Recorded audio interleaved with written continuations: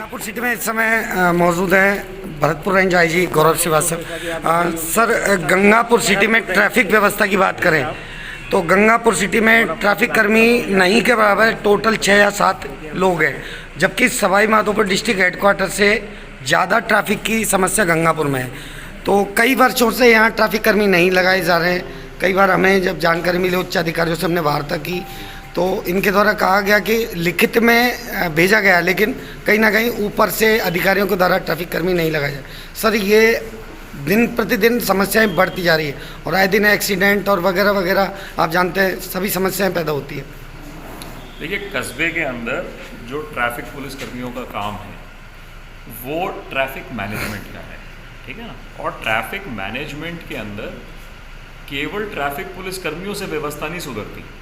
अभी मुझे कुछ स्थानीय लोग मिले, उन्होंने बताया कि साहब सड़कों पे अतिक्रमण है, अतिक्रमण होने की वजह से गाड़ियां सड़कों पे पार्क करनी पड़ती हैं, उसकी वजह से आपातकालीन परिस्थितियों में जाने वाले एम्बुलेंस, अग्निशमन वाहन वो आसानी से नहीं निकल पाते। तो इन चीज़ों को सुधार करने के लिए चाहे कितने भी ट्रैफिक पुलिसकर्मी लगा लें, इन समस्याओं का समाधान नहीं हो सकता। तो ट्रैफिक की समस्या है, उसके जो ट्रैफिक पुलिसकर्मी के अतिरिक्त जो कारण हैं उन सभी एजेंसियों को मिलकर के काम करना पड़ेगा। जो ट्रैफिक पुलिसकर्मियों की कमी है उसका प्रस्ताव पूर्व में गया है या नहीं गया है ये मुझे देखना पड़ेगा, मुझे अभी जानकारी नहीं है। अगर गया है तो हम उसको पुश करेंगे कि साहब गंगापुर सिटी बड़ा कस्बा है, यहाँ अधिक ट्रैफिक पुलिसकर्मियों की आवश्यकता है। अगर प्रस्ताव गया ही नहीं है तो वर्तमान और निकट भविष्य की आवश्यकताओं को देखते हुए ट्रैफिक पुलिसकर्मियों की नफरी का नवीन प्रस्ताव बना करके सरकार में भेजा जाएगा। क्योंकि जब तक फॉर्मल रूप से पुलिसकर्मी स्वीकृत नहीं होंगे तब तक हम अल्टीमेटली किसी और जगह के स्वीकृत पुलिसकर्मी निकाल के यहाँ लगा देंगे, तो उससे समस्या का समाधान गंगापुर के लिए तो हो जाएगा, परंतु किसी और जगह समस्या पैदा होगी। तो ये तो एक बात हुई। इसके अलावा आपने जो बात बताई है, तो मैं अभी कोतवाली गंगापुर सिटी जा रहा हूँ। मैं सीओ गंगापुर और यहाँ की जो पुलिसकर्मियों की टीम है उनसे उन्हें एडवाइस करूँगा कि हमारे पास काफ़ी सारे सीएलजी सदस्य, पुलिस मित्र उपलब्ध हैं जो ट्रैफिक वार्डन की ड्यूटीज़ कर सकते हैं। उन्हें ट्रैफिक वार्डन की ड्यूटीज़ में लगाएं, जिससे वो एक फोर्स मल्टीप्लायर के रूप में काम करें। और जब तक फॉर्मल रूप से हमारे पास ट्रैफिक पुलिसकर्मी स्वीकृत नहीं हो जाते हैं तब तक अब एक वैकल्पिक फोर्स हमारे पास उपलब्ध रहे जो कुछ व्यवस्था सुधार में उपयोगी हो सके। सर, दूसरा सवाल ये, पिछले 1 महीने यहाँ गौकशी प्रकरण में धरना वगैरह चला, डीआईजी साहब ने, कलेक्टर साहब ने भी जूस वूस पिलाकर उसको ख़त्म कर दिया।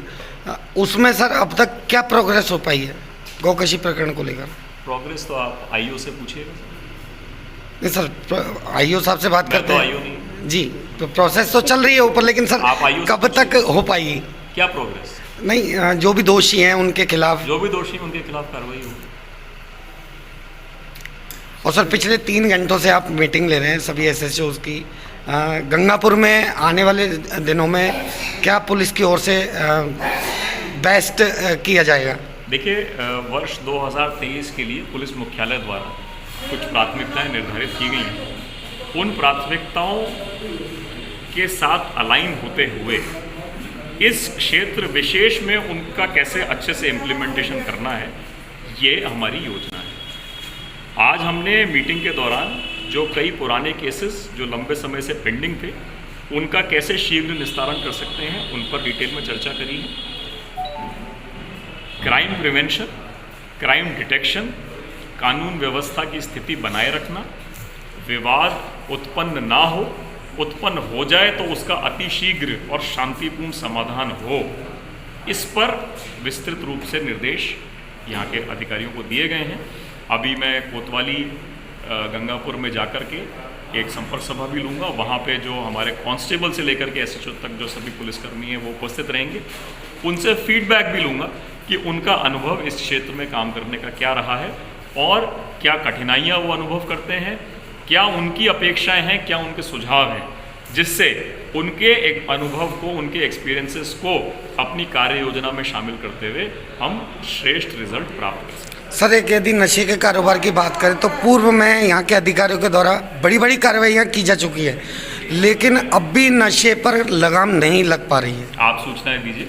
सर, सूचनाएं तो हमारे पास मिलती है, जो तो हम अधिकारियों को देते ही हैं। कब कब दिया आपने? हाँ सर, 1-2 बार तो दी और हैं, दीजिए। तो कार्रवाई हुई है, लेकिन सर कहीं ना कहीं प्रशासन भी तो ये काम करे सर। नहीं, हम ही हम तो करेंगे। पब्लिक भी हमें देती है और हम भी देते हैं। मैं आपके माध्यम से गंगापुर सिटी के सभी आमजन से, सभी खासों आम से ये अपील करना चाहूँगा कि किसी भी अवैध गतिविधि, चाहे वो नशा हो, चाहे वो शराब हो, चाहे वो जुआ हो, चाहे वो अवैध हथियार हो, चाहे वो किसी भी प्रकार का अपराध हो, किसी भी प्रकार की अवैध गतिविधि हो, खुलकर सामने आए, निडर होकर के, निसंकोच होकर के स्थानीय पुलिस के पास जाएं, पुलिस को अपना मित्र समझें, कहीं ना कहीं और SHO, CO, addition SP, SP, IG, जिसको सुविधाजनक समझते हैं उसके पास जाकर के अपनी जो भी आपके पास जानकारी है उसे साझा करें। नहीं सर, कहीं ना कहीं लोगों में डर रहता है इस चीज़ का कि हम सूचना देंगे तो हमारे ऊपर। तो आपके माध्यम से निकालना चाह रहा हूँ, आपके माध्यम से यही अपील करना चाह रहा हूँ कि इस डर को निकालिए, आगे आइए, आपको डरना नहीं है। आपकी जिम्मेदार नागरिक की भूमिका निभाने से ही हम सफल हो पाएंगे। मैं यही अपील करना चाह रहा हूँ आपके। बहुत बहुत धन्यवाद सर आपका। तो भरतपुर रेंज आईजी गौरव श्रीवास्तव सारे जो सवाल थे उनके जवाब दिए हैं। और अभी जैसा कि इनके द्वारा कहा गया है कि कोतवाली थाने में इनके द्वारा जो भी डिटेल जाननी है और सारी बातों की इंक्वायरी इनके द्वारा की जानी है। फिलहाल इनके साथ में डीआईजी सुनील कुमार बिश्नोई भी साथ में हैं। सभी थानों के एसएचओज यहाँ इनके साथ हैं और लगभग 3 से 4 घंटे मीटिंग चली है सभी फाइलों को आईजी गौरव श्रीवास्तव के द्वारा और सभी अधिकारियों के द्वारा देखा गया। सभी एसएचओ से फीडबैक लिया गया। अब आगे क्या निकल कर आता है पुलिस डिपार्टमेंट की ओर से, अब ये तो वक्त ही तय करेगा। मिलेंगे फिर एक नई अपडेट के साथ। आवाज़ आपकी न्यूज़ पर पंकज शर्मा के साथ। जय हिंद, वंदे मातरम।